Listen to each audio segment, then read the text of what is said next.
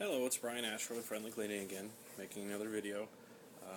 Another question I get asked a lot is, what kind of vacuum do you recommend that I have so that my carpet lasts as long as possible?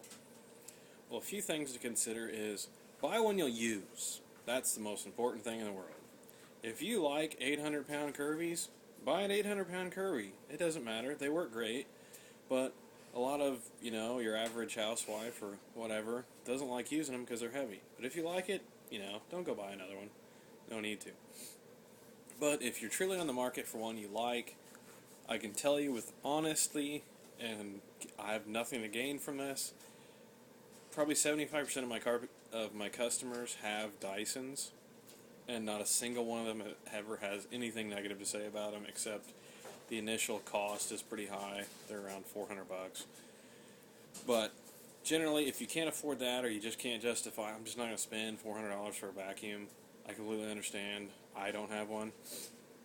But I do recommend you get that style of vacuum, and the reason for that is the clear dirt cup. You can see when it's full. If you have a vacuum with a traditional bag, you can't tell when it's full. You may think, well, I'll check it next time, and then you think, well, I'll check it next time, and next thing you know, it won't suck up anything, and you realize, oh, the bag's full. Well, really, once they're 75% full, your suction's about shot. So you don't want to wait until the bag weighs 20 pounds, full of sand and grit and junk. Otherwise you're just wasting your time vacuuming. Now, if you're a truly busy person, you work a ton of hours, you got kids and activities and everything, is the Roomba really very good vacuum? It's not fantastic, but the fact that you can just set it down on the ground and they just drive themselves around and it does its thing, that's awesome. And honestly, if you just put it down 2 or 3 times a week, let it do its thing, your carpet's going to be in good shape. You don't have to worry about, it may not get every speck of dirt out every single time, but the fact that you don't have to physically do it, if you're disabled, if you have a bad back, or you just had knee surgery or something and you just can't physically vacuum, Roombas aren't terribly expensive. They work pretty good. Now, if you don't know what a Roomba is, it looks like a big pie pan.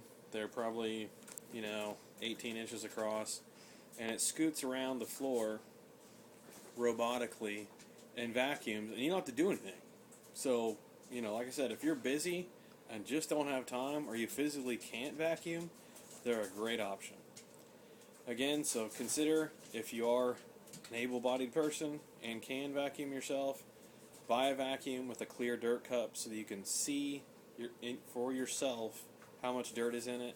And honestly, if you get that kind of vacuum, the first time you use it, you'll probably need to dump it every single room, because once it's about half full, it loses its suction.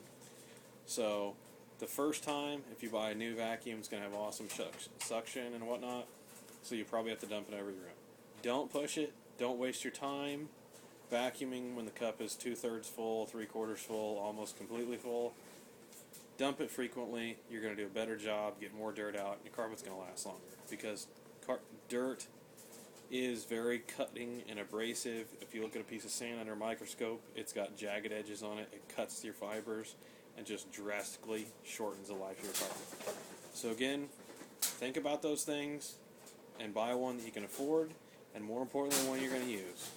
If you're just too busy to vacuum, buy a Roomba. They're pretty good, not fantastic, but they're pretty good. Again, thanks for taking your time to watch this video, and have a good day. Thanks. Bye.